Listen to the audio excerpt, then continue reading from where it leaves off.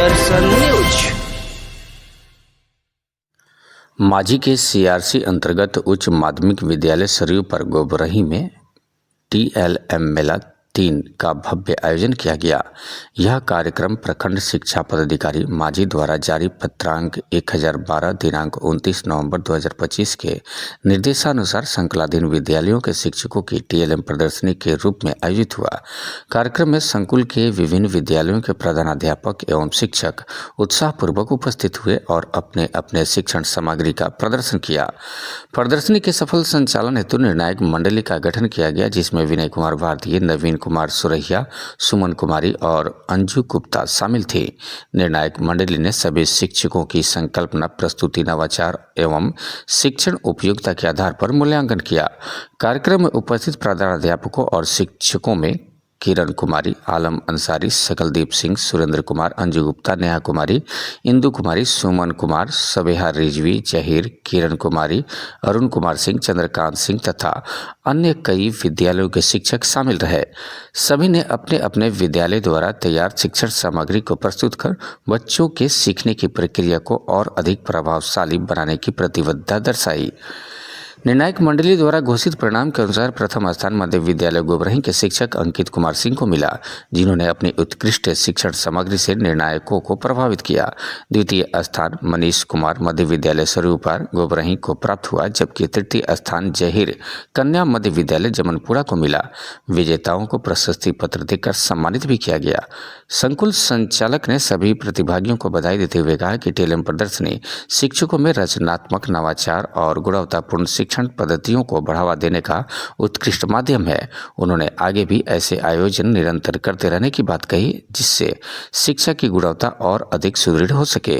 सारण से वीरे सिंह की रिपोर्ट।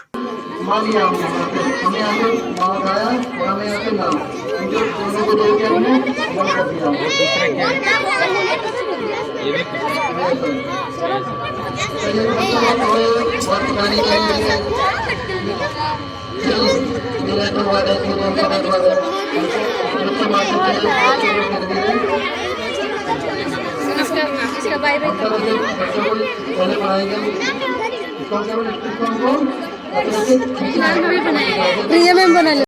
हर सुरक्षित घर के लिए अलग अलग किया जाता है। इसको केवल किसी कंपनी या किसी बड़े पैमाने के लिए नहीं है। एक केबी के लिए लगभग कितने ये लगाने पड़ते हैं पावर व्हील? एक केबी के लिए 2 पावर व्हील लगाएंगे और उसमें सबसे बड़ा रोल होता है उसके डायनेमो का। जब लोग डायनेमो जो होता है उसको कैसे फिट करेंगे ताकि वो कितना केबी का पावर प्रोड्यूस करे। तो अपने डोमेस्टिक यूज के अनुसार हम लोग उसके डायनेमो को फिट करते हैं और उसी के अनुसार क्वांटिटी को भी सेट किया जाता है। आपका नाम सर? अंकित कुमार। किस विषय से आप लिख रहे हैं? विषय तो इसमें सभी विषय शामिल हैं। क्या क्या? मैं शुरू से लेकर अंदर हमने काफ़ी मेहनत करके TLM को तैयार किया। ये TLM किस क्लास के लिए है? ये TLM जो है वो छोटे बच्चों के लिए भी है और सीखना चाहे तो बड़े बच्चे भी इसे सीख सकते हैं, क्योंकि ये TLM जो है वो बेसिकली जो तैयार किया गया है वो छोटे से बड़े बच्चों के लिए, सबके लिए तैयार किया गया है। जैसा TLM जहाँ उन्होंने खत्म किया, मैं वहाँ से इस बात को जोड़ रहा हूँ। उन्होंने आपको सिर्फ बताया कि कीवर्ड्स को कैसे हम आगे की तरफ बढ़ा सकते हैं। जैसा हमारे TLM के ऊपर लिखा गया है ईयरफोनिक वर्ड। ईयर का मतलब कान, फोन का मतलब होता है आवाज़। यहाँ जितने भी बच्चे हैं वो सभी बेहतर तरीके से जानते होंगे कि जब आप फोन का यूज़ करते हैं इसका मतलब होता है साउंड, यानी आवाज़। आप आवाज़ को ध्यान से सुनेंगे, वही आवाज़ आपकी अभिव्यक्ति भी होती है, वही आपके बारे में सब कुछ बताता है। और जैसा मैं आप सभी लोगों के सामने पहला जो हमारा रिप्रेजेंटेशन है उसमें ईयरफोनिक वर्ड्स है। आप साउंड को सुनिए और साउंड के आवाज़ के माध्यम से आप अपनी अभिव्यक्ति को व्यक्त करिए। देखिए, हमने सबसे पहले जो TLM बनाया हुआ है वो केवल सुनने के माध्यम से बनाया हुआ है। पहले में आपको P दिख रहा है, P का मतलब है, और उसके बाद ईयर लगा हुआ है। ईयर लास्ट में जुड़ने वाला वर्ड होता है। उधर से बच्चे प्राथमिक विद्यालय चल रहे हैं। माइक रखिए अपने पास। किस विषय का है सर? देखिए, ये छोटे बच्चों के लिए हिंदी विषय का है।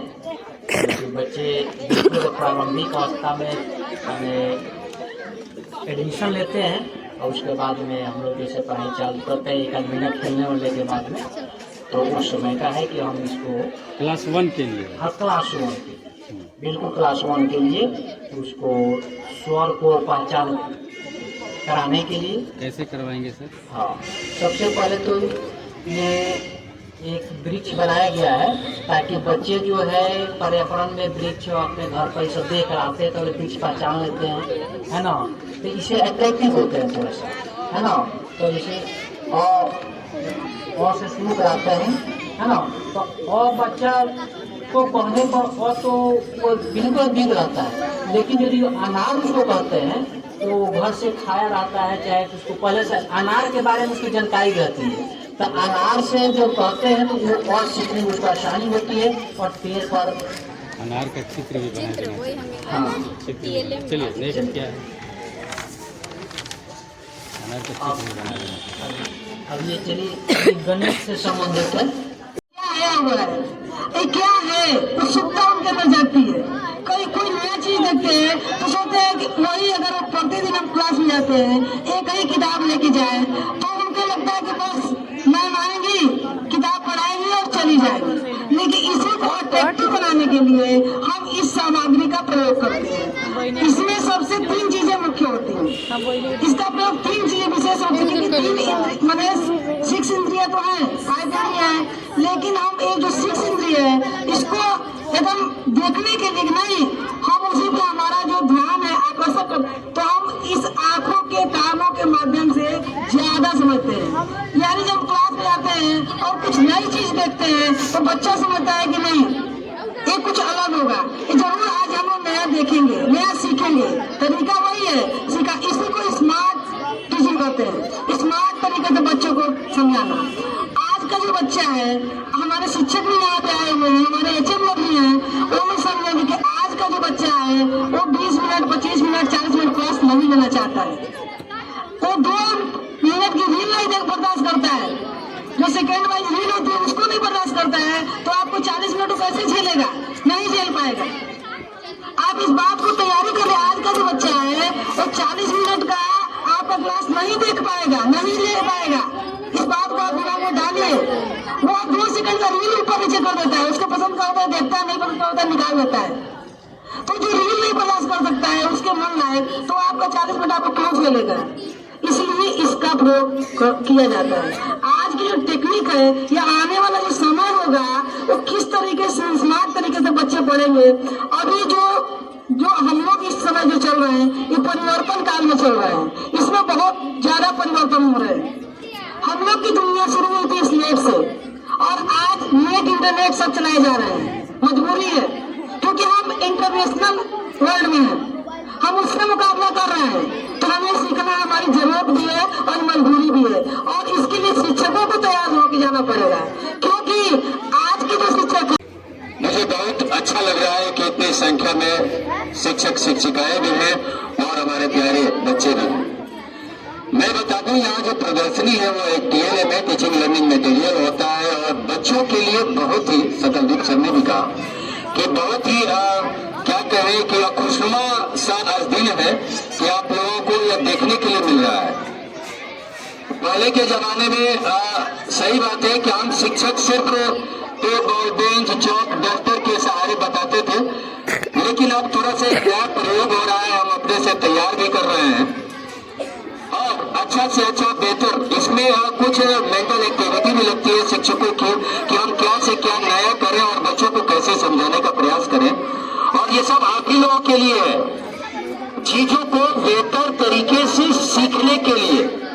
और सोचिए बच्चे जो इधर बात कर रहे हैं आप लोग भी सुनिए, यह जो प्रदर्शनी है आप लोगों के लिए है। हम शिक्षक किस प्रकार 1 सप्ताह 2 दिन 15 दिन से मेहनत करते हैं यह बनाने में, बच्चों का भी हम लोग हेल्प लेते हैं। यह हमारी कोशिश है कि आपको सब्जेक्ट्स को, टॉपिक्स को बेहतर तरीके से समझाया जा सके। और आप लोग भी ध्यान दीजिए भविष्य में इस प्रकार की चीजों को बनाने में। यह बहुत ही अच्छा चीज है, आप लोगों को प्रत्येक सब्जेक्ट्स के टॉपिक्स जो है समझने में आसानी मिलेगी। आज आज के प्रदर्शनी में आप देखेंगे छोटे से बच्चों के लिए भी है और बड़े से बच्चों के लिए भी है। तो किस प्रकार और इससे आप क्या सीखते हैं, क्या आपको समझने का मौका मिलता है, इसको आप लोगों का अन्वेषण करना है, आपको देखना है और हमें भी उसका फीडबैक अगर दे आप तो बहुत ही अच्छा होगा। धन्यवाद, थैंक यू। समय ज्यादा हो रहा है तो उपस्थित हमारे छोटे छोटे बच्चे, प्यारे प्यारे बच्चों को हार्दिक बधाई और धन्यवाद कि आप लोग यह प्रदर्शनी देखने के लिए आप लोग आए हुए हैं।